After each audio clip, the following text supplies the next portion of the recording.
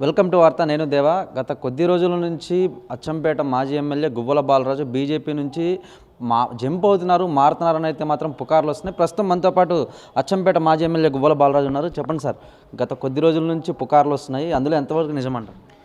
ఇప్పుడు నాకు పనిలో దూకుడు ఉంటుంది. ఆ దూకుడును ఇంకో రకంగా వక్రీకరించేటువంటి ప్రయత్నం చేస్తారు. గోడ దూకుతాడు, పార్టీ మారుతాడు అని పనికిరాని వెధవలు కొంతమంది మాట్లాడవచ్చు. నేను అన్నీ అవగతం చేసుకొని నాకున్నటువంటి దైవభక్తి, నాకున్నటువంటి దేశభక్తి, నాకున్నటువంటి మాతృభూమి పైన ఉన్నటువంటి ప్రేమ కారణంగా సంవత్సరన్నర 2 సంవత్సరాల పాటు పూర్తి స్థాయి అధ్యయనం చేసి ఈ పార్టీ అవసరత ఎంతుందో దేశానికి గమనించి నేను పార్టీలోకి రావడం జరిగింది.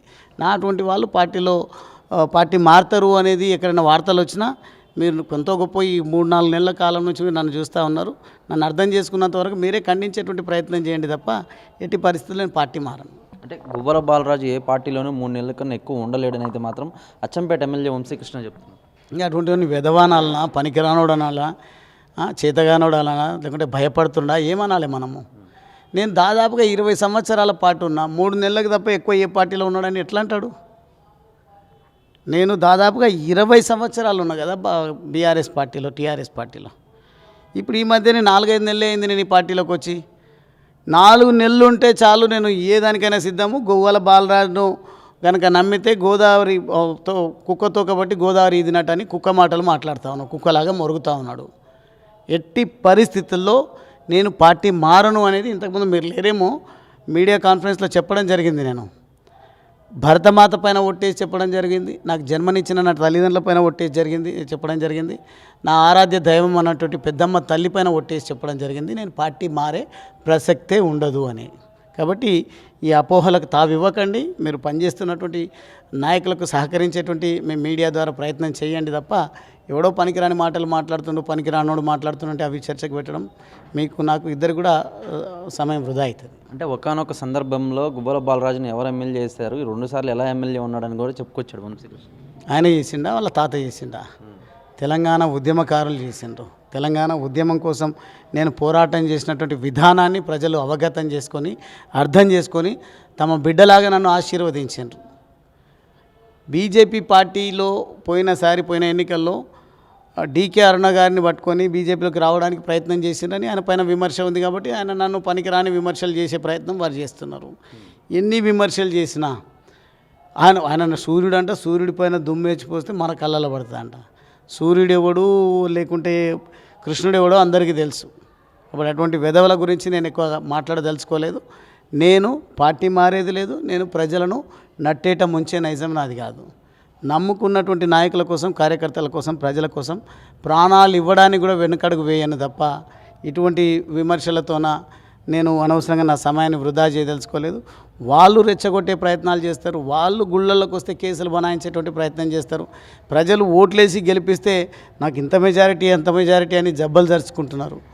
రేపు చెప్పుతోన కొట్టినట్టుగా తీర్పిస్తారు ప్రజలు.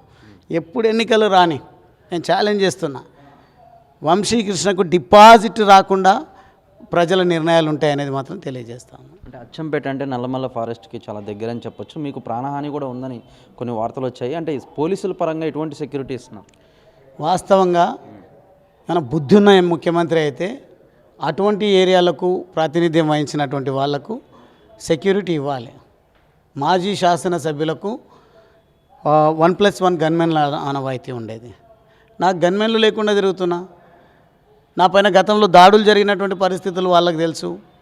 ఇప్పుడు నేను సూటిగా మాట్లాడుతూ ఉన్న విషయాలను కుండ బద్దలు కొట్టినట్టు మాట్లాడుతున్న విషయం తెలుసు. నాకేమన్నా హాని జరిగితే ముఖ్యమంత్రి బాధ్యత వహించాల్సి వస్తుంది. ముఖ్యమంత్రి నియోజకవర్గం నాది నల్లమల్ల అని చెప్తున్నాడు. ఆ నల్లమల్లలో ఈ నక్సలైట్లు ఎట్లకి వెళ్ళి వచ్చిండ్రు? ఓ పక్క కేంద్ర ప్రభుత్వము జనజీవన స్రవంతిలో కలవండి అని నక్సలైట్లకు పిలుపునిస్తే పెద్ద పెద్ద నాయకులు, కేంద్ర కమిటీలో ఉన్నటువంటి వాళ్ళు, బాధ్యతల్లో ఉన్నటువంటి వాళ్ళు సరెండర్ అయ్యి లొంగిపోయి ఈరోజు ప్రభుత్వ పిలుపుకు గౌరవం ఇచ్చి వాళ్ళు జనజీవన స్రవంతిలో కలిసిపోయినరు. వీళ్ళు కొంతమంది నక్సలైట్లు అక్కడెందుకు వచ్చిండ్రు, వంశకృష్ణ చుట్టాలకు ఎందుకు దగ్గర అయినరు, ఎట్లా పడ్డుపడ్డారు, వాళ్ళ దగ్గర ఉన్నటువంటి ఆయుధాలు ఎక్కడ పోయినాయి, ఇవన్నీ కూడా మాకు అనుమానాలు రేకెత్తిస్తున్నాయి. మీరు అంటున్నారు, ప్రజలు కూడా అంటున్నారు. కానీ నేనేం దేనికి భయపడేటువంటి కాదు. పుట్టినవాడు గిట్టక తప్పదు. ఏదో మనకు ఆ ప్రాణహాని ఉంది, లేదంటే నాకు ఇబ్బందులు ఉన్నాయని నేను భయపడి ఇంట్లో కూర్చునేవాని కాదు. ప్రాణం పోయినా పర్వాలేదు కానీ ప్రజా సమస్యల పరిష్కారం విషయంలో నా గొంతును విప్పుతూనే ఉంటా, నా గలాన్ని విప్పుతూనే ఉంటా. దుర్మార్గుల ఆగడాలను అరికట్టే ప్రయత్నం ఒక బాధ్యత కలిగినటువంటి పౌరుడిగా, నాయకుడిగా నేను చేస్తూనే ఉంటాను. ఫైనల్గా మున్సిపల్ ఎలక్షన్స్కు సంబంధించి కొంతసేపటి క్రితమే నోటిఫికేషన్ విడుదలైంది. అంటే రేపు నుంచి 30వ తారీఖు వరకు నామినేషన్లు ప్రారంభమవుతాయి. 11వ తారీఖు పోలింగ్, అలాగే 13వ తారీఖు కౌంటింగ్ వచ్చింది. బీజేపీ ఎటువంటి ఫలితాలు ఆశిస్తుంది? అసలు ఎంతవరకు? ఈ మధ్యనే మురిగిండు ముఖ్యమంత్రి, లాగులో తొండలెక్కిస్తా అని. ఏదో పడుతున్నట్టుంది లాగులు ఆయనకు. కాబట్టి ఏమాత్రం సమయం ఇవ్వకుండా రేపటి నుంచి నామినేషన్లు, 3 రోజులే నామినేషన్లు అని అంటున్నాడు. నీవెన్ని నక్కజిత్తుల ప్లాన్లు, ప్రకటనలు చేసినా ఎగిరేది ఈ మున్సిపల్ ఎన్నికల్లో కాషాయ జెండానే, గుర్తుపెట్టుకో ముఖ్యమంత్రి రేవంత్ రెడ్డి. అదేవిధంగా ఇప్పటికే మా పార్టీ కార్యాచరణ చేపట్టింది. ఇటువంటి పనికిరాని ఆలోచనలతోన ఏం సమయం ఇవ్వకుండా ఎన్నికలు మమా అనిపిద్దాము అన్నటువంటి ప్రయత్నం ఈ ప్రభుత్వం చేస్తున్న సంగతి మాకు కూడా ఇంటెలిజెన్స్ ఉంటుంది కదా. మేము 24 గంటలు ప్రజల్లో ఉంటాం. మేము గతంలో నేను కూడా ఎమ్మెల్యేగా పనిచేసిన. కేంద్రం 3 సార్లు ప్రభుత్వంలో ఉంది. 20 పైచిలకు రాష్ట్రాలలో ప్రభుత్వాలు నడుపుతూ ఉన్నాము మేము బీజేపీ పార్టీ. అటువంటి సమయంలో ఎవరెవరు ఏ రకమైనటువంటి వ్యవహార శైలితో ఉంటారో మాకు తెలియదా? All of A sudden notification ఇచ్చి అయిపోతుంది, వాళ్ళు తేరుకోకముందే ఎన్నికలు ముగిస్తాను. నువ్వు ఎన్నికలు ఎప్పుడు పెట్టినా 3 రోజులు కాదు, ఒకే రోజు నామినేషన్ లేనంటే ఒకే రోజు నామినేషన్ వేయడానికి కాషాయ సైనికులు సిద్ధంగా ఉన్నారు. ఓట్లేసి ఆశీర్వదించడానికి ఓటర్ మహాశయులు సిద్ధంగా ఉన్నారు.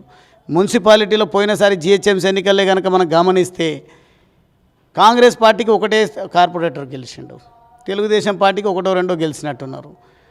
బీఆర్ఎస్ పార్టీ మేము 100 సెంచరీ కొడతామన్నారు.